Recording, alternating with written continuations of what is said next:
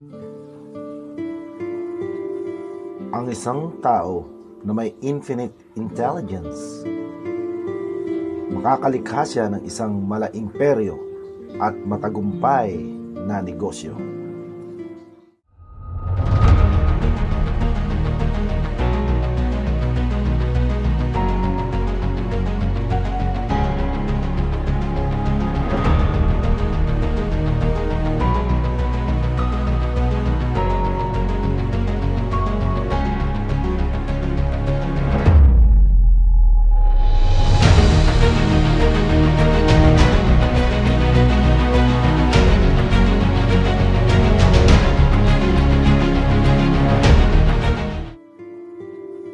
Ang isang tao na may infinite intelligence, makakalikha siya ng isang malaimperyo at matagumpay na negosyo. Ayon sa aklat na Think and Grow Rich ni Napoleon Hill at naaayon sa Biblia, sa maraming talata nito, partikular na sa Una Hari 3, talatang 12. Ang infinite intelligence, isang kalagayan sa puso at kaisipan ng tao na nakukuha mula sa proseso ng autosuggestion, na kung saan ang conscious mind ay paulit-ulit na nagpapasok ng parehong impormasyon sa subconscious mind na may napakalakas na emotion. At ito ang matinding pagnanasa sa puso ng isang tao na nagkaroon nito ay makagagawa ng mga bagay na imposible na nagiging posible. Katunayan nito ang mga sumusunod.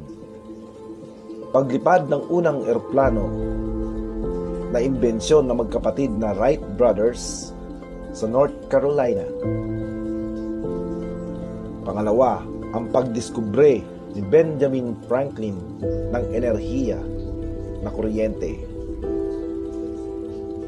Pangatlo, ang mga imbensyon ni Thomas Edison sa light bulb, motion picture camera, telegraph, at improving telephone.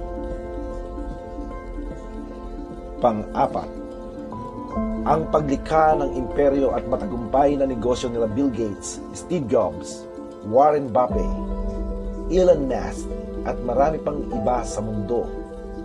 Mga bilyonaryo na nagkaroon ng infinite intelligence sa kalagayan para makagawa ng mga bagay na imposible na naging posible.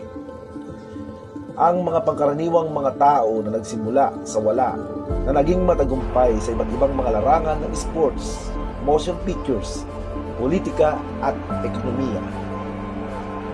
Lahat sila ay mga katunayan at patunay ng infinite intelligence na katumbas ng Diyos na lumikha na tinukoy ni Napoleon Hill sa aklat na Think and Grow Rich at tinukoy ng Biblia sa iba't ibang mga talata nito ay nangangahulugang isang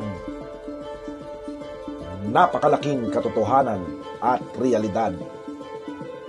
Realidad at katotohanan na isasagawa ng isang tao sa paglikha ng isang matagumpay na negosyo. Ang pananalangin, pakikipag-usap, at pagdaing sa Diyos sa araw-araw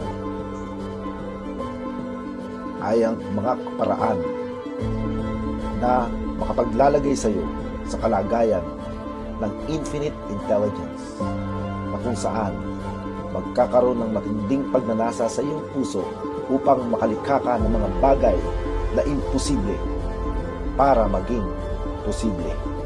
Ang teknolohiya, ang patuloy na imbensyon at discovery nito, lalo na ang development of artificial intelligence, ay tumutukoy sa kalagayan ng infinite intelligence.